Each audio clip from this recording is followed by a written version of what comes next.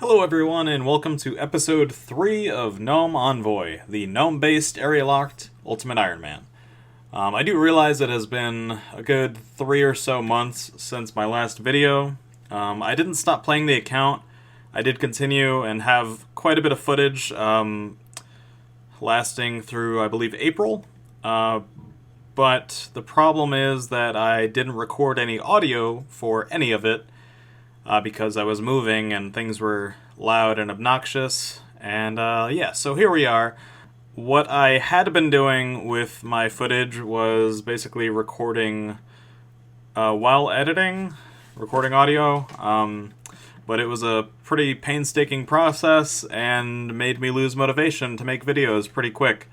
So I'm just going to kind of roll some footage and just narrate a little bit over it. And, hope you guys enjoy. This video is going to have, like, an obscene amount of progress just because, I don't feel like splitting it up. So, if you guys may recall, last episode, the last thing that we did was finally complete Tree Gnome Village quest by defeating the level 112 Khazar warlord, which gave us access to spirit trees, a new form of transportation that's going to open up the game for us quite a bit.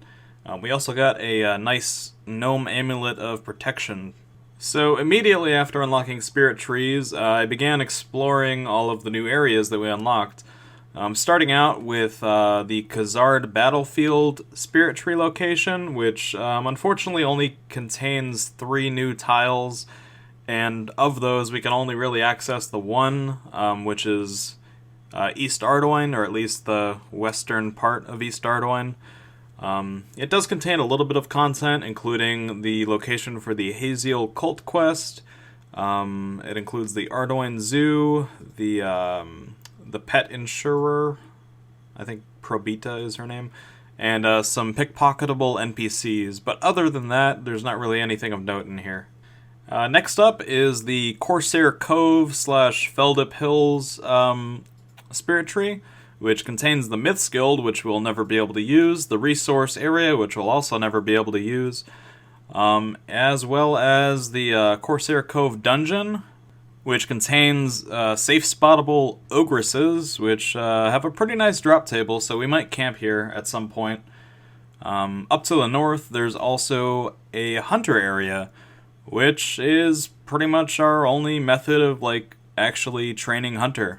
Unfortunately, getting to the hunter area requires 10 agility, which we don't have yet, so we will be back here in the future. And one of the most significant pieces of content now available to us is most of Varrock, starting out with the Grand Exchange Spirit Tree. Varrock has quite a bit of useful stores for us to use, including a dedicated rune shop, which is going to allow us to never have to farm zombies for mind runes ever again. Within these 9 tiles, we also have access to the Cook's Guild, a staff store for we can get ourselves an air staff and have unlimited air runes. There's the Varrock Agility course, which is going to be our probably best agility method for a while. There's also a real estate office, so we can finally buy ourselves a house and start training some construction. And then lastly, within Varrock itself, we have Varrock Sewers, where eventually, if we feel like it, we can fight the Moss Giant boss, Briofita. And then off to the west are Edgeville and Barbarian Village. Within Barbarian Village, we can claim our free 10k coins from the Stronghold of Security.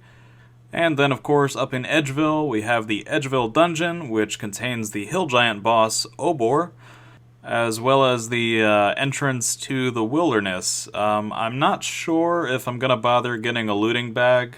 Seeing as we are an Ultimate Iron Man, it would be pretty useful, but I also don't like the meta of killing yourself to get your items out of the bag. So we'll see about that, but for now, we probably won't be going into the Wilderness at all. And then last but certainly not least, as far as new areas are concerned, we have the Tree Gnome Stronghold, which contains our first method of training agility, Neve, who will be our Slayer Master all the way through Monkey Madness 2, and the Grand Tree, which is home to, of course, the Grand Tree quest, along with several shops that will be very, very useful in the future. So while we were in the area, I decided to buy an adamant full helm from the Barbarian Helmet shop, a set of studded ranging armor from the armor shop, which incidentally is better than the iron armor we were rocking before. And we also bought a maple shortbow from the range shop. Thankfully we didn't have to fletch this one. We also quickly did the Natural History Museum quiz and got ourselves 9 Hunter and 9 Slayer. And once we got to the Grand Tree, I decided to start the Grand Tree quest, which we still don't have the agility level for. And I also picked up some nice pink boots. And then the agility grind began. And after 91 total laps of the Tree Gnome agility course, we finally got 25 agility. And with all of these skill requirements knocked out of the way, we were finally able to begin the Grand Tree quest.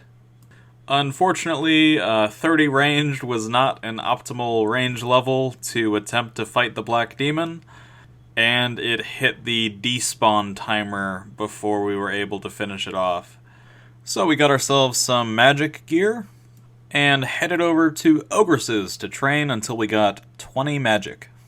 And when we returned to the Grand Tree to attempt to fight the Black Demon again, we succeeded, with barely any effort at all. And we also gained 3 magic levels during the fight, just to give you an idea of how much we splashed against him. And with that, the Grand Tree quest was complete. We ended up with 31 agility, 47 attack, and 25 magic, unlocking the Varrock teleport, which will come in handy. But perhaps the most significant part about completing the Grand Tree quest was that we unlocked yet another transportation option, the Gnome Glider.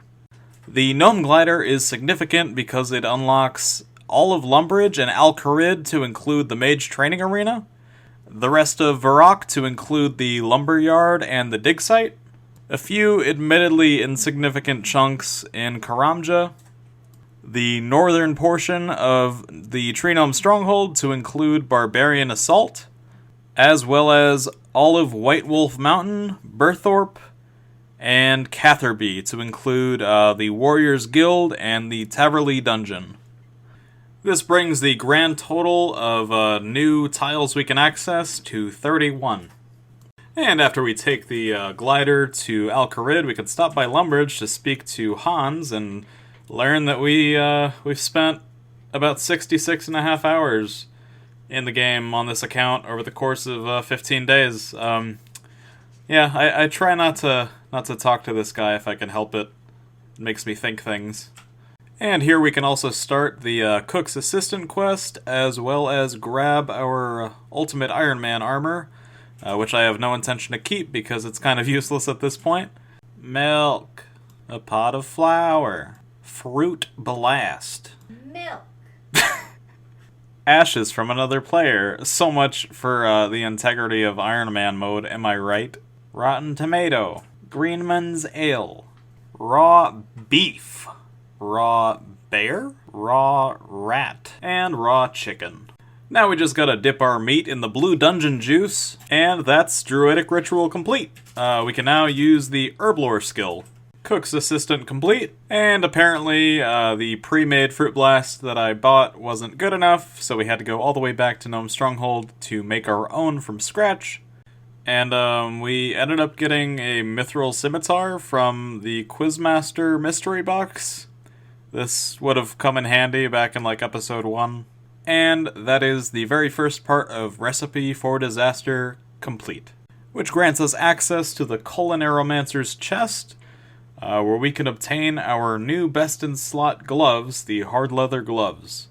Next up, we took the glider over to White Wolf Mountain and made our way down to Catherby, where we purchased our first set of farming gear, and immediately got to work on grabbing a bunch of pineapples from the charter ships and making our first batch of super compost.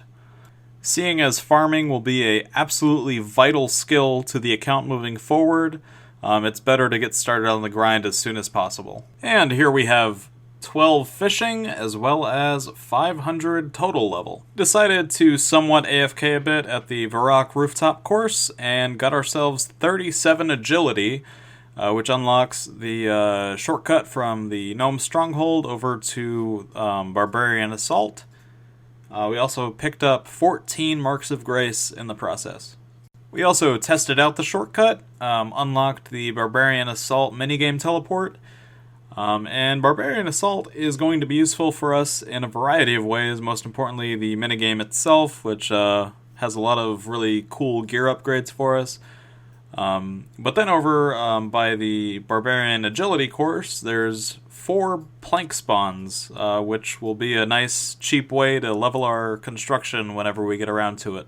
I also found out that there's a store in the Grand Tree that sells iron arrow tips, so I ended up purchasing about 1,800 of them and exhausted our cash stack, but it should be a pretty good amount of easy fletching XP when I get around to making them.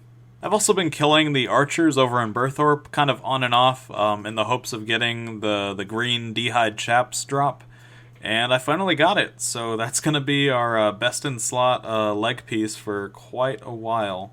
We also hit 45 HP while collecting feathers to fletch into arrows. 1,800 iron arrows later, and we almost made it to 38 fletching. And since we were completely out of money at this point, I decided to finally hit the Stronghold of Security and collect our free 10,000 GP.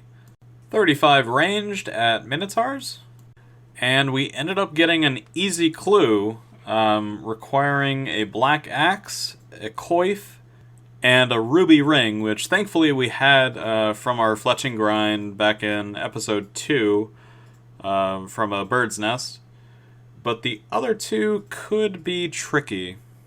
The black axe can only be obtained as either a clue reward itself or as a drop from a variety of high-level monsters. But the coif requires 38 crafting, which will be a pretty difficult grind, especially as an Ultimate Iron Man. Now, I could just as easily drop this clue and just hope for a easier one to complete, but I kind of want to grind it out and see what we get, so stay tuned. Next episode, where we will be tackling the requirements for this easy clue. I hope you guys enjoyed the video. I'm Frosty, by the way, signing out.